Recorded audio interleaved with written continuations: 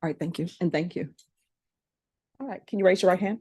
Do you solemnly swear or affirm the testimony you give will be the truth and nothing but the truth, so help you God? I do. All right, you can lower your hand, have a seat. If you'll state your name for the record and spell your last name, please.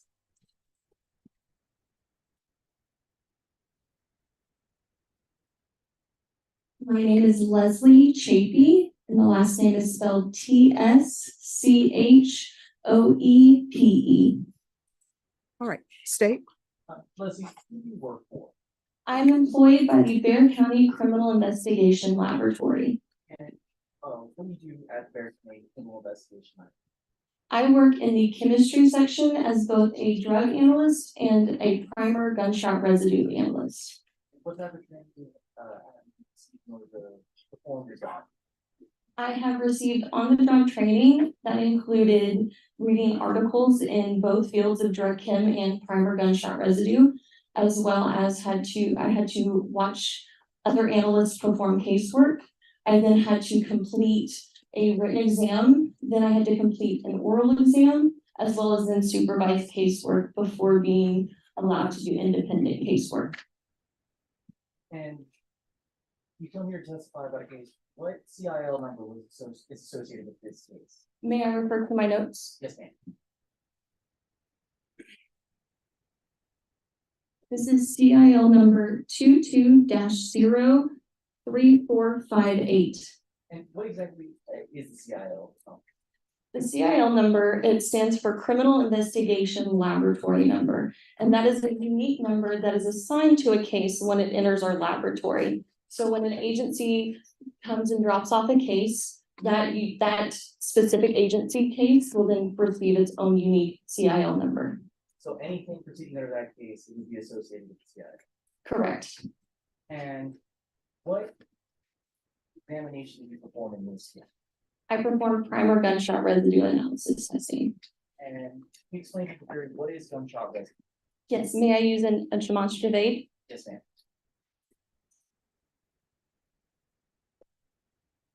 So when the trigger gets pulled on a firearm, the firing pin will strike the primer cap, which is this silver part on the aid. And this primer cap contains shock-sensitive chemicals. So upon that impact, it causes an explosion to happen inside. And this explosion then causes the gunpowder to ignite, and then that pushes the bullet down the barrel. But what I'm focused on is what's inside the primer cap. This primer cap contains metals inside of it. And so on that explosion, those metals vaporize due to all the heat and pressure that's happening inside the cartridges. And those metals that are vaporized will then escape from the weapon in any way possible from any hole in the firearm, such as the barrel or like the ejector port, or if there's any non-gas type hole in the weapon. And these vapors will escape from the weapon, and they will then cool and condense into particles. They're into small, tiny metal containing particles. And these particles will then be acted upon on different environmental sources, and then will eventually fall into anything around it, such as pans, clothing, or any kind of surface. A good example that I use to kind of give an aid of what that would look like, even though we can't see the primer gunshot residue floating around in the air, is when LeBron James throws chalk up in the air, and you watch how that chalk will slowly, have forces acted upon it and will eventually fall onto surface. And that's kind of what the GSR is doing. And these particles that I'm looking for contain lead, barium, and antimony, or a combination of the three. And so when you're performing these gunshot residue tests, what exactly are you examining? Can I use another aid? Yes, ma'am. So I receive a primer gunshot residue collection kit. And inside that kit, what is typically contained is a sheet of paper that is essentially like a supplemental information sheet that just provides extra information from the scene, who the kit was collected from, and who collected the kit. And inside there is also typically 2 of these sampling devices, or stubs. And what I am testing, there is a small round disc that is covered with a double-sided sticky carbon tape. And this disc will be sampled on a surface, and it'll just be dabbed. And I am sampling and testing this round disc. And how many gunshot residue test kits did you examine? I completed 2. And I'm showing you what's marked as State's Exhibit number 30A. What is this? So this is a gunshot residue collection kit that I mentioned. And this is what the envelope looks like. And where was that kit collected from? This kit was collected from Avante Kashan Boys. And what's inside of that envelope?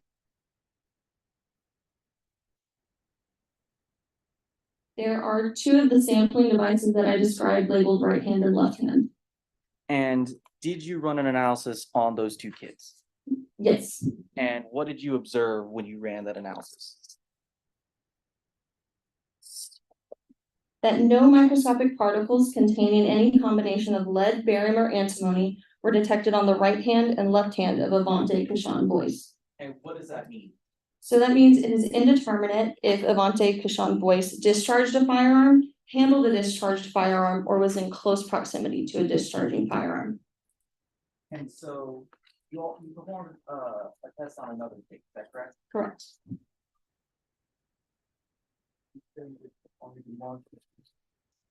State's Exhibit number 25A. Do you recognize this?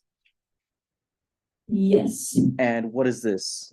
This is the second kit that I ran an analysis on. And what, at least on the outside, what was that run on? This was collected from a 2008, I believe this is,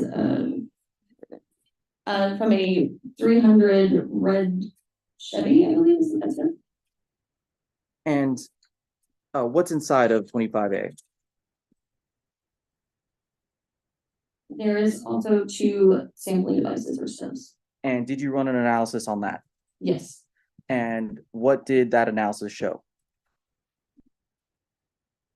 That 1 microscopic particle containing lead, barium, and antimony, and 1 microscopic particle containing lead and antimony were detected on the GSR sampling device labeled headliner in item 3-1, and then 6 microscopic particles containing lead, barium, and antimony, 3 microscopic particles containing lead and antimony, and 1 microscopic particle containing lead and barium were detected on the GSR sampling device labeled front seats in item 3-1. And what does that indicate?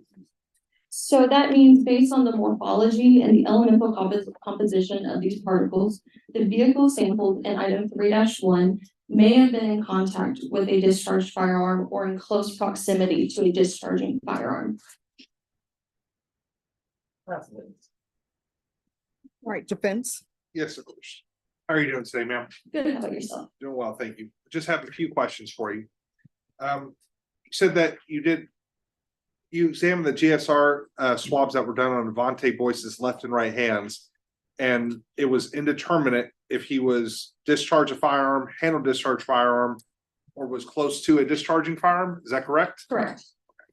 And you said that you did recover possible GSR indicators from the inside of the red Chrysler 300, correct? Correct, Chrysler. I'm sorry, I misspoke earlier. Oh, not a problem. I think you said Chevy earlier. Yes, I'm sorry, it was abbreviated. I'm sorry. It's not a problem. If something isn't washed away, Mhm. how long do GSR particles typically stay on a contact surface? So there are many different factors. For example, in a vehicle, if it is on surfaces that are commonly touched, that can cause GSR to be lost. If it's a surface that doesn't typically get exposure or doesn't get contacted with a lot, I can't give a time of how long it can stay, but it can last. It can last? Mhm. Okay. Can you tell, based upon your examination, how long the GSR particles may have been located in the 300 Chrysler? Can I look at my notes from the Yes. collection kit?